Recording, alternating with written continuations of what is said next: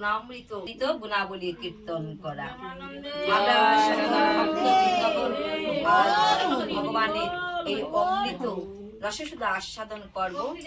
আর আমার মতো অধম এই পাঠকের আসনে বসেছি, আমাকে সবাই আশীর্বাদ প্রদান করিবেন যেন আপনাদের মতো এই মহৎ সাধুগুরু বৈষ্ণবের সবাই এই ভগবানের নামামৃত রসসুধা স্বয়ং ভগবানের মুখ নিঃসৃত বাণী আমার মতো অদম কীর্তন করিতে পারি। বলো কৃষ্ণ শ্রীকৃষ্ণ হৃদয় গীতা সংসার মলনাশিনীম জ্ঞানম ভক্তে মুক্তে দাত্রীম গীতা দেবীম নমস্তুতে। ওম নমো ব্রাহ্মণ দেবায় গো ব্রাহ্মণ হিতায় চ জগদিতায় শ্রীকৃষ্ণায় গোবিন্দায় নমো নমঃ। পাপহং পাপ কর্মাহং পাপ আত্মা পাপ সম্ভব ত্রাহি মাম পুণ্ডরীকাক্ষ সর্ব পাপহরো হরি। কৃষ্ণায় বাসুদেবায় হরয়ে পরমাত্মনে প্রণত ক্লেশনাশায় গোবিন্দায় নমো নমঃ। কৃষ্ণায় কৃষ্ণ ভক্তায় তদ্ভক্তায় নমো নমঃ। হরে কৃষ্ণ কৃষ্ণ কৃষ্ণ হরে হরে হরে রাম রাম রাম হরে হরে। এই মহতি আসরে এই সৎসভায় এই সাধু সঙ্গে আমরা সেই অভ্যাস যুগের কথা শ্রবণ করব বা আলোচনা করব। ষষ্ঠ অধ্যায় অভ্যাস যুগ বা ধ্যান যুগ। কর্মসু অনুযোজ্যতে সর্বসংকল্প সংন্যাসী যুগারুরস্ত উচ্যতে। শ্রী ভগবান বলিলেন, কর্মফলের আশা ত্যাগ করিয়া যিনি নিজের কর্তব্য সম্পন্ন করেন বা কর্তব্য কর্ম, এইটা আমার কর্তব্য তাই কর্তব্য মনে করে কর্ম করিয়া যান, কর্মফলের প্রতি কোনো স্পৃহা থাকে না, তিনি এই সংসারে যথার্থ সন্ন্যাসী বা যথার্থ যুগে। হরি হরি বেদ প্রভৃতি শাস্ত্রসম্মত কার্য ত্যাগ করিলেই যুগী হওয়া যায় না। হে পাণ্ডব, পণ্ডিত ব্যক্তিগণ যাহাকে সন্ন্যাস বলেন তাহাই যুগ, কারণ কর্মত্যাগ ব্যতিরেকে যুগী হইতে পারে না। রাধে রাধে। কর্ম যদি ছাড়ি দেই তাহলে আমরা যুগী হতে পারবো?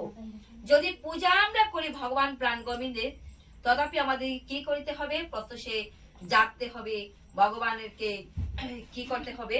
আমরা স্নান দান করে ভগবানকে জাগাতে হবে, ভগবানের মঙ্গল আরতি কীর্তন করা, পুষ্প চয়ন করা, তুলসী মহারানীকে জল প্রদান করা, বকারা এই জীব জগতের সংসারে কোনো কিছু করা চলে না। হরি বল। যোগী হওয়া মুখের কথা নয়, সাধারণ।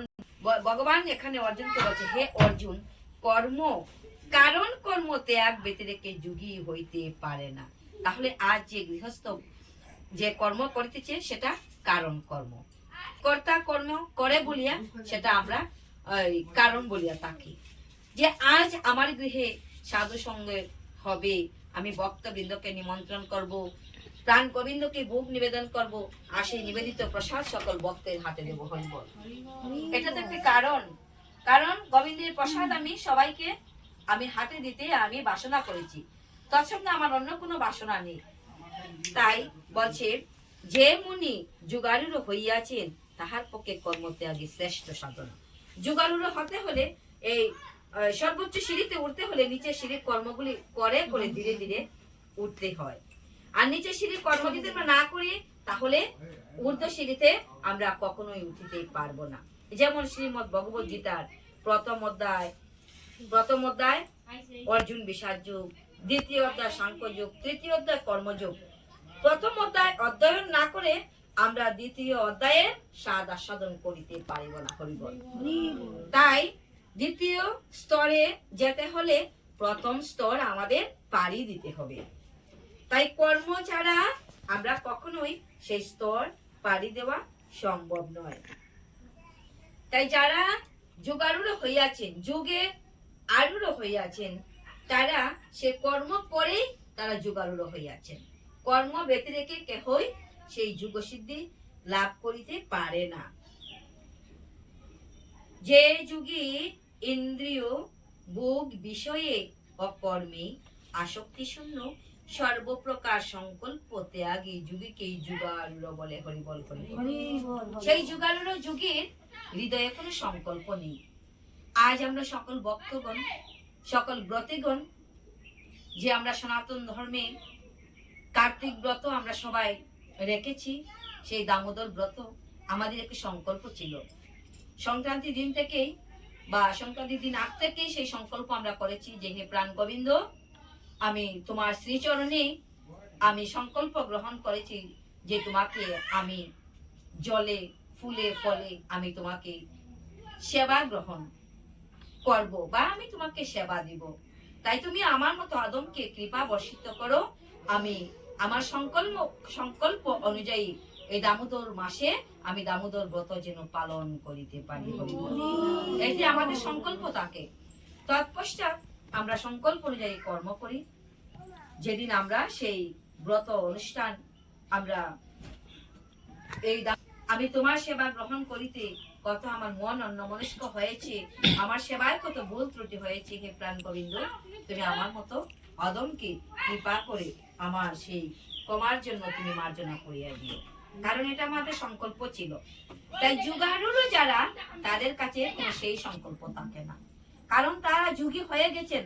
তাদের কাছে শুধু মনের মধ্যে একটি বাসনা যে আমি প্রাণ গোবিন্দের নাম স্মরণ করব, প্রাণ গোবিন্দের নাম হৃদয়ে সর্বদা জপ করব, আমার জিহ্বায় যেন সর্বদা প্রাণ গোবিন্দের নাম কীর্তন হয়। এটি তাদের একমাত্র সাধনা। অন্য কোনো বাসনা নেই, অন্য কোনো তাদের কোনো কি বলে আমাদের মতো কোনো সংকল্প নেই। কারণ আমরা গৃহস্থ, আমরা গৃহবাসী, তাই আমাদের বিভিন্ন জনের বিভিন্ন ধরনের সংকল্প থাকে। ভগবান প্রাণ গোবিন্দ বলেছেন যে আমাকে যারা যেইভাবে ডাকে, আমাকে যারা যেভাবে বচনা করে, আমি তার কাছে সেইভাবে দোয়া দিই। হরি হরি। নিজের বুদ্ধি বিবেকের সাহায্যে আত্মার উদ্ধার করিবে। রাধে রাধে। নিজের বিবেক এবং বুদ্ধি দিয়ে আত্মার যে আমাদের হৃদয়ে জীবাত্মা রহিয়াছে, সেই জীবাত্মাকে আমরা উদ্ধার করার চেষ্টা করব। আত্মাকে অধঃপতিত করিবে না, কারণ সময় অনুযায়ী মনই আত্মার শরীর বন্ধু, আবার মনই আত্মার শত্রু। হরি হরি বল। আমাদের মন যখন কুপথে চলে নিবে, উদ্ধার করিয়ে হরি হরি বল। বশীভূত তিনি আত্মার শরীর, তাহা যিনি পারেন নাই, তিনি নিজ আত্মার শত্রুর মতোই প্রবর্তিত হয়ে থাকেন। আত্মা আমাদের বন্ধু, কিন্তু মনকে বশীভূত করাই হলো আমাদের প্রথম কর্ম। এই মনরূপী ইন্দ্রিয়কে বশীভূত করা। যদি মনকে বশ করিতে না পারি আর মনের বশীভূত হয়ে আমরা যথায় খুশি তথায় চলি, তাহলে আমার এই মনটাই আমার শত্রু। আর মনকে বশীভূত করিয়া সদাই যদি আমি গৃহস্থ ভবনে তাকিয়াও আমি আমার গৃহকর্ম এবং যথাসময় অনুযায়ী ভগবানের প্রাণ গোবিন্দের সেবার কর্ম করি, আমার মনই আমার প্রকৃত বন্ধু। হরি হরি। যে ব্যক্তি আত্মাকে জয় করিয়াছেন, সংযত ইন্দ্রিয় ও চিত্ত প্রশান্ত, তার মধ্যে পরমাত্মার প্রকাশ। তিনি শীত গ্রীষ্ম, সুখ ও দুঃখ ও মান অপমানে স্থির বুদ্ধি হয়ে থাকেন। হরি বল হরি বল। আমাদের কি মন আদৌ এরকম হয়েছে? হয়নি। শীতের দিনে শীত অনুভব করি, আর গরমের দিনেও এই বিদ্যুতের পাখা ব্যবহার করি, কারণ আমাদের মনটা সেরকম শান্ত হয়নি। তাই আমাদের শীতও রয়েছে, গ্রীষ্ম রয়েছে, গরমও রয়েছে, মানও আছে, অপমানও আছে, সবকিছু আছে। তাই ভগবান বলছে অর্জুনকে যে হে অর্জুন, যাদের ভিতরে বা যাদের মনে সে শীত গ্রীষ্মের কোনো ভয় নেই, যাদের মনে মান অপমানের কোনো আশা নিরাশা নেই, তারাই প্রকৃত যোগী। বলো কৃষ্ণ প্রীতি প্রেমানন্দে। জ্ঞান বিজ্ঞানী যার মন তুষ্ট, যিনি চিত্ত জয়ী ও লুষ্ট্র ও কাঞ্চন যার কাছে সমান। লুহা আর স্বর্ণ স্বর্ণের মতো। আমাদের কাছে কোনো কিছু সমান হয়নি, সেই যুগকে যুগারূঢ় বলা হয়। তিনি কি করেছেন? তিনি আপন চিত্তকে জয় করিয়াছেন, সকল ইন্দ্রিয়কে জয় করিতে পেরেছেন। এই চক্ষুকে যে ভগবান প্রাণ গোবিন্দের লীলামৃত ছাড়া কোনো কিছু তিনি দৃষ্টি করেন না। আর আমাদের দৃষ্টি সেদিকে যায় যেদিকে কুবস্তু রয়েছে, কুকথা রয়েছে, কু জিনিস দেখতে পায়, সেই দৃষ্টি সেদিকে অতি শীঘ্র ধাবিত হয়।